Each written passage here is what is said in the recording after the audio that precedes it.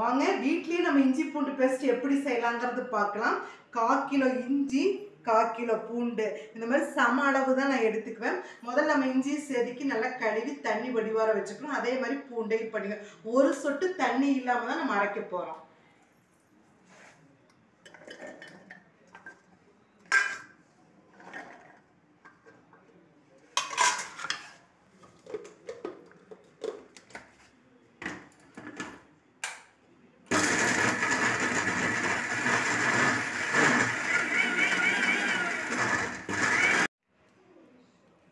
பாருங்க எவ்வளோ நல்லா கெட்டியாக இருக்குது.